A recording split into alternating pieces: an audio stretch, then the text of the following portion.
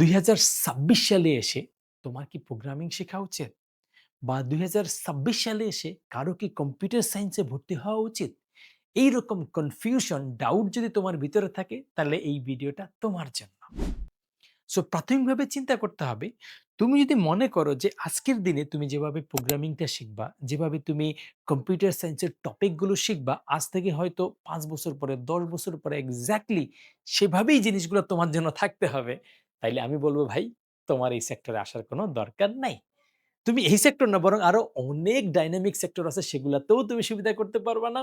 হয়তো তুমি ক্ষেত খামারে গিয়ে কিছুটা যদি সুবিধা করতে পারো, সেটার কথা তুমি চিন্তা করতে পারো। আর ওটার বাইরে এসে তুমি যদি প্রোগ্রামিং বা এই রিলেটেড যতগুলা সেক্টর আছে অথবা মডার্ন যত প্রফেশন আছে সেগুলো তুমি যদি আসতে চাও, তাহলে তোমার নাম্বার 1 যে মাইন্ডসেটটা থাকতে হবে সেটা হচ্ছে ওই সেক্টরের কোর ফাউন্ডেশনটা মানে স্ট্রং থাকবে এবং সেই সেক্টরের লেটেস্ট যে জিনিসগুলো আসবে সেগুলোকে আমি এপ্লাই করে ওই সময়ের কাজটা করব। তাইলে আজ থেকে ৫ বছর ১০ বছর পরে যেই টেকনোলজিটা যেভাবে আসবে সেটাতে তুমি অ্যাডাপ্ট করার কোডটা যদি আজকে তৈরি করে নাও, তাহলে তখন তুমি সারভাইভ করতে পারবা। যেমন চিন্তা করে দেখো যে আচ্ছা প্রোগ্রামিং কথা বাদ দিয়ে তুমি যদি ম্যাথের কথা চিন্তা করো। এই যে ম্যাথ, গণিত আমরা কেন শিখি? গণিত দিয়ে তো মেক্সিমাম মানুষের জব সাধারণত হয় না। হয়তো কেউ প্রফেসর বা ফ্যাকাল্টি হইতে পারে। এর বাইরে মেক্সিমাম ফিল্ডে গণিতটা তো একদম সরাসরি কোনো জব সার্কুলারও থাকে না। তাহলে আমরা কেন এই যে ক্লাস 1 থেকে ক্লাস 11, 12 পর্যন্ত গণিতটা শিখি? কারণ গণিত আমাদেরকে থিংক করতে হেল্প করে। আমাদের এনালাইজ করতে হেল্প করে।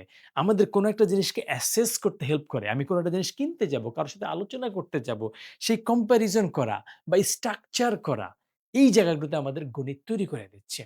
প্রোগ্রামিং ল্যাঙ্গুয়েজ এক্সাক্টলি এই গণিতের একটু উপরে বসে থাকে। বসে সে আরেকটু ব্রডার স্কেলে তোমার logical thinking, critical thinking ability বা কোনো একটা প্রবলেম সলভিং মাইন্ডসেটটাকে ডেভেলপ করতে সে হেল্প করে। এবং আজকের দিনে তুমি যে প্রবলেমটা সলভ করবা, মোস্ট লাইকলি আজ থেকে ১০ বছর পরে এক্সাক্টলি সেই প্রবলেমটা তুমি হয়তো সলভ করবা না।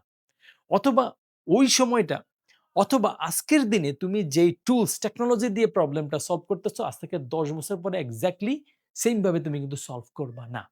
কিন্তু আজকের দিনে তুমি যদি মাইন্ডসেটটাকে ডেভেলপ করো, সেট করো এবং এটাকে কন্টিনিউয়াসলি নার্চার করতে থাকো, তাহলে ১০ বছর পরে যেটা আসবে সেটার সাথেও তুমি কোপ করতে পারবা। চিন্তা করে দেখো, আজ থেকে তো ৫, ৭, ১০ বছর আগে তুমি ফ্রেন্ডদের সাথে যোগাযোগ করতা। WhatsApp তখন ছিল না। আর WhatsApp আসার পরে তুমি সেভাবে অ্যাডাপ্ট করছো, তোমার ফ্রেন্ডরা অ্যাডাপ্ট করছে এবং তুমি কমিউনিকেট করে যাচ্ছ। কিন্তু প্রসেসটা, অ্যাপ্রোচটা, স্টাইলটা চেঞ্জ হইছে। তো আজকের দিনে কেউ যদি প্রোগ্রামিং শিখে, তারও মাইন্ডসেটটা ওইভাবেই থাকা উচিত যে আজকে আমি ফাউন্ডেশনটা স্ট্রং করব, আমার কোর এবিলিটিটা গেইন করব। তারপরে এটার উপরে বেস করে আমি এমন কিছু জিনিস তৈরি করব যাতে কন্টিনিউয়াসলি অ্যাডাপ্টেশন একটা মাইন্ডসেট আমার ভিতরে তৈরি হয়। আর এই কাজটা, এই যে প্রোগ্রামিং শিখে লজিক বিল্ড করা, প্রবলেম সলভিং এবিলিটি নিয়ে আসার কাজটা তুমি যদি খুবই অর্গানাইজড ভাবে করতে চাও, তাহলে মার্চের ২৪ তারিখ রাত ১১টা ৫৯ এর মধ্যে চলে যাও Fivetron.io তে। যাতে তুমি শত, শত প্রবলেম সলভ করার সাথে, সাথে ডাটা স্ট্রাকচার অ্যালগরিদম শিখতে পারো। আরো ভালো লাগলে তুমি কম্পিটিটিভ প্রোগ্রামিং এ চলে যেতে পারো এবং কোনো কারণে কম্পিটিটিভ প্রোগ্রামিং যদি ভালো না লাগে, তাহলে সফটওয়্যার ডেভেলপমেন্ট ট্র্যাকে চলে যেতে পারো। যাতে তোমার কোর লজিক বিল্ডিং এবিলিটির পাশাপাশি আজকের দিনে সফটওয়্যার কিভাবে তৈরি করতে হয় সেই জিনিসগুলো তোমার দখলে চলে আসে। সেকেন্ড যে পয়েন্ট আমি বলতে চাই সেটা হচ্ছে, ধরো কোনো সেক্টরই যুগের পর যুগে সেম থাকবে না এবং সফটওয়্যার সেক্টরটাও কিন্তু সেম থাকবে না। এআই আসার কারণে নিত্য নতুন কিছু ফিল্ড তৈরি হচ্ছে। ধরো আজ থেকে ৪-৫ বছর আগে আমরা কিন্তু এমএল অপস এর কথা আমরা শুনি নাই। বা আজ থেকে ৫ বছর আগে আমরা হয়তো এই যে এলএলএম শুনি নাই। এই রিলেটেড মডেলগুলো আমরা যে হাগিং ফেস বা অন্যান্য জায়গাতে সার্ভিস হিসেবে ছিল আগে, কিন্তু আমরা জেনারেল ভাবে মানুষজন ইউটিলাইজ করার জন্য ঝাঁপায় পড়তো না। সে ওভারঅল ল্যান্ডস্কেপটাকে চেঞ্জ করে দিচ্ছে। একইভাবে বিভিন্ন ধরনের ক্লড কোড, সনেট আছে ওদের বা আমাদের কোডেক্স আছে বা অন্যান্য ধরনের যে এলএলএম গুলো আসছে, সেটা আসার কারণে কিছু ইন্টেলিজেন্ট ডেভেলপার বা কোডিং এবিলিটি তৈরি হচ্ছে। এর কারণে কি হবে? জুনিয়র লেভেলের যেই কোডিং এবিলিটিটা আজ থেকে হয়তো ২ বছর আগে বা এখনকার দিনেও ইফেক্টিভ আছে, ৫-৭ বছর পরে এই লেভেলটার দরকার মোস্ট লাইকলি পড়বে না। সো এন্ট্রি পয়েন্টটা হবে কিন্তু আরেকটু হায়ার লেভেলে এবং হায়ার লেভেলে এন্ট্রি লেভেল যখন হবে, তখন কিন্তু তোমার ভিতরের এবিলিটিটা কি দিয়ে তুমি ডিফারেনশিয়েট করবা মেশিনের সাথে। তোমাকে কিন্তু ডিফারেনশিয়েট করতে হবে তোমার হিউম্যান এবিলিটি, কোনো একটা ক্রিটিক্যাল প্রবলেম সলভ করা, রিয়েল ওয়ার্ল্ড এ থিংক করা এবং প্রজেক্ট করা যে কাস্টমারের নিডটা কি, অন্যান্য কম্পিটিটর কি বানাচ্ছে, তুমি কিভাবে ভেরিয়েশনটা তৈরি করতে পারবা, সেটার ইনটিউশনটা তৈরি করা বা কনজিউমারের মাইন্ডে কি আছে সেটার সাথে সফটওয়্যারে কানেক্ট করা এবং সেটা কিভাবে প্রেজেন্ট করতে হবে সেই সলিউশনগুলো ইনোভেট করার একটা ফাউন্ডেশন তোমার আজকের দিনে যদি থাকে, তাহলে ১০ বছর পরে তুমি সারভাইভ করতে পারবা। সেটা যদি না থাকে, তুমি কিন্তু আজকের দিনেরটা নিয়ে ১০ বছর পরে সারভাইভ করে উঠতে পারবা না। নাম্বার 3 যে জিনিসটা তোমাকে চিন্তা করতে হবে সেটা হচ্ছে টেকনোলজি সেক্টরটার আমরা হয়তো ২-৩ টা এরিয়া সম্পর্কে জানি। আমরা মোস্ট পপুলার হিসেবে ওয়েব ডেভেলপমেন্ট জানি, মোবাইল অ্যাপ জানি। বাকিগুলা নিয়ে চিন্তা করি না বা ইদানিংকালে এআই, এমএল আছে। টেকনোলজি সেক্টরের ডাইনামিজমটা কিন্তু আরো অনেক ব্যাপ্তি আছে। যেমন গেম ডেভেলপমেন্ট নিয়ে আমরা এভরি সিঙ্গল ডে তে কথা বলি না। এটা কিন্তু হিউজ একটা সেক্টর। রোবোটিক্স অনেক ইভোলিউশন হচ্ছে। এর পাশাপাশি আইওটি আছে। এখন পর্যন্ত হয়তো তোমার এআর, ভিআর ঠিকমতো জায়গাই পায় নাই। ওয়েব 3 বা ক্রিপ্টোকারেন্সি বা ডিসেন্ট্রালাইজ যে জিনিসটা আছে সেটা এখনো ম্যাচিউরই হয় নাই। এর পাশাপাশি হচ্ছে আরো কত সেক্টর যে আসবে, সাইবার সিকিউরিটির কথা আমরা কিছুটা জানি। এটা আরো অনেক ম্যাচিউর হবে। ডাটা সায়েন্স এটা অনেকদিন ধরে আছে কিন্তু এখনো পর্যন্ত স্প্রেড আউট হয় নাই। সো টেকনোলজির সেক্টরটা কিন্তু আরো অনেক এক্সপান্ড হবে এবং হয়তো কিছু সেক্টরটা একটু কর্নারে পড়বে, কিছু সেক্টর কিন্তু আবার নতুনভাবে ফ্লারিশ আসবে। সো তোমার কোর ফাউন্ডেশনটা যদি স্ট্রং থাকে, এই সেক্টরটার মধ্যে কিন্তু তুমি নড়ে চড়ে কিছু একটা করে খেতে পারবা বলে আশা করা যায়। নাম্বার 4 ইম্পোর্টেন্ট পয়েন্ট হচ্ছে তুমি যদি হচ্ছে গ্লোবাল জব মার্কেটটাকে এনালাইসিস করো, বিগেস্ট সেক্টর কিন্তু টেকনোলজি ইভলভিং।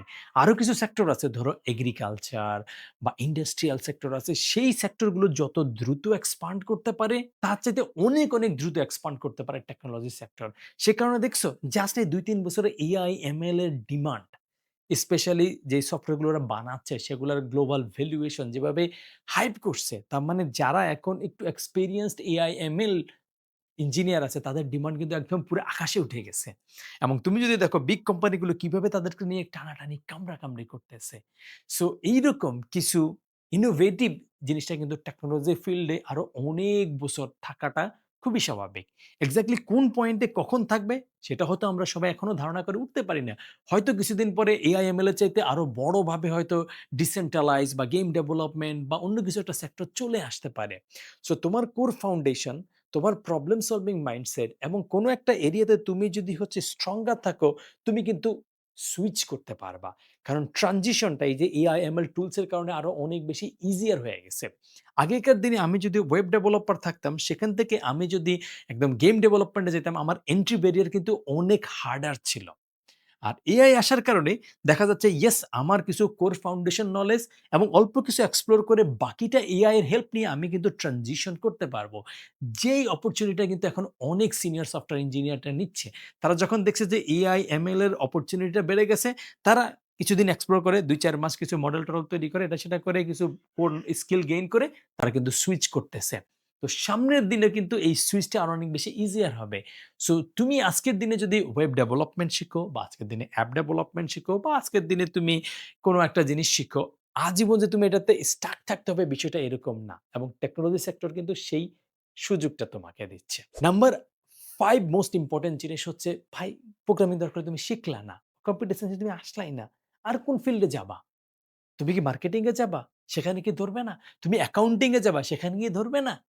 তুমি হয়তো আ বললা যে আমি হয়তো ফিজিক্স, কেমিস্ট্রি, ম্যাথ পিওর সাবজেক্টে গেলাম। সেখানে কি ধরবে না? টিচিং এ কি ইমপ্যাক্ট ফেলবে না? তুমি বলবা যে ভাই আমি মেডিকেলে চলে যাবো, ডাক্তারি পড়বো। সেখানে কি ইমপ্যাক্ট ফেলবে না? তুমি বলবা ভাই সব ছেড়ে ছুড়ে আমি হচ্ছে খেতে খামারে গিয়ে কাজ করব। সেখানে কি অটোমেটিক রোবট বা এই যে ড্রোন নিয়ে এসে এটা নিয়ে তোমাকে ইমপ্যাক্ট ফেলবে না? তাহলে ফেলবে। সো আল্টিমেট ইম্পোর্টেন্ট বিষয় হচ্ছে তুমি ভয়ের জগতে বসবাস করলে লাইফে কিছুই করতে পারবা না। তোমাকে স্ট্র্যাটেজিক হইতে হবে। কোন এরিয়াটাতে গেলে তুমি ফ্লারিশ করতে পারবা, আগাইতে পারবা, সেই অ্যাঙ্গেলে তোমাকে চিন্তা করতে হবে। সেটা যদি তুমি চিন্তা করো, তাহলে তোমার পক্ষে কোনো না কোনো একটা রাস্তা বের করা পসিবল হবে। তুমি যদি ভয় পেয়ে চুপচাপ বসে থাকো, ঠিক আছে তুমি প্রোগ্রামিং শিখলা না, তুমি কম্পিউটার সায়েন্সে শিখলা না, তুমি অন্য সাবজেক্টে গেলা, সেখানে গিয়ে হাত গুটায়ে বসে থাকলা, তাহলে কি লাভ হবে? লাভ হবে না। বরং তুমি যদি হার্ড ওয়ার্ক করো, ফোকাস করো, তাহলে কোনটা সেক্টরে থাকলে সেই সেক্টর থেকে তুমি কিছু ইনডাইরেক্ট বেনিফিট পাবা। এখন পর্যন্ত তুমি যদি কম্পিউটার সায়েন্স এ এসে দেখো তার যতটা ব্রাঞ্চিং আছে, যতটা অপশন আছে, আমি তোমাকে হয়তো ৭, ৮ টা ১০ টা এখানে বলতে পারি এবং নেক্সট ৫, ৭, ১০ বছরে আরো হয়তো এরকম ১৫, ২০ টা ব্রাঞ্চ আরো আসবে। তো এই ব্রাঞ্চ গুলোতে তুমি যদি ঝাঁপায় পড়তে পারো, তোমার লং টার্ম এ সারভাইভ করার পসিবিলিটি এট লিস্ট আজকের দিনে দেখেও যদি চিন্তা করা হয় সেটা হাইয়ার মনে হচ্ছে। সো ভয়ের জগৎ থেকে বের হয়ে চেষ্টার জগতে আসো। ট্রাই করো, এক্সপ্লোর করো। ফিউচারে কিছু না কিছু ইনশাআল্লাহ রিজিকে যেটা আছে সেটা হবে। কিন্তু চেষ্টা না করে বসে থাকলে কিছু হবে না। সো আজকে ২০২৬ সালে এসে তোমার উচিত হবে যে এআই এর কারণে ভয় না পেয়ে বরং এআই কে কিভাবে তুমি ইউটিলাইজ করে তোমার লার্নিং টাকে বাড়ায় নিতে পারো। ইয়েস, তুমি যদি আজকের দিনে কোনো একটা জিনিস শিখতে চাও, জাস্ট তুমি ChatGPT তে যাও, Grok এ যাও, Gemini তে যাও, Claude এ যাও, সেখানে গিয়ে জিজ্ঞেস করো যে আমি এটা জিনিস শিখতে চাই, আমাকে রোড ম্যাপ দাও। বা আমি এই জিনিস জানি, আমার ব্যাকগ্রাউন্ড এরকম, আমার মতো কাস্টমাইজ একটা রোড ম্যাপ দাও। আচ্ছা, এই জিনিসটা আমি আজকে শিখতে গেছি, আমি বুঝতে পারিনি, এটাকে আরো ৫ টা এক্সাম্পল দিয়ে বলো। অর্থাৎ এআইটাকে ইউটিলাইজ করো। তোমার লার্নিং বাডি হিসেবে ইউটিলাইজ করো। আরো অনেক, অনেক টুলস আছে। এআই এজেন্টস আছে। ওপেন ক্লো আসতেছে। প্রত্যেক মাসে, মাসে নতুন টুলস আছে। সেগুলা কিছু ইমপ্লিমেন্ট করার চেষ্টা করো। তোমার পার্সোনাল লাইফে কাজে লাগানোর চেষ্টা করো। দেখবে তোমার নিজের অজান্তেই তুমি এই যে টেকনোলজির ওয়েবটা আছে সেই ঢেউয়ের তালে, তালে তুমি সামনে আগাইতে থাকবা। তোমার চাকরি-বাকরি ক্যারিয়ার নিয়ে চিন্তা করা লাগবে না। আর তুমি যদি এখানে বসে থাকো, এই ঢেউ এসে তোমার ভাসায় নিয়ে চলে যাবে, ডুবাই ফেলবে। তোমারে খুঁজেও পাওয়া যাবে না। সো ভয়কে সাইডে রাখো, এক্সিকিউশনটাকে কাজে লাগাও। একটা জায়গায় শুরু করো, কপাল যেখানে নিয়ে যায় সেখানে চলে যাবা। সেই মাইন্ডসেটটা রাখো, ধৈর্যটা রাখো, সাহসটা রাখো। All the best.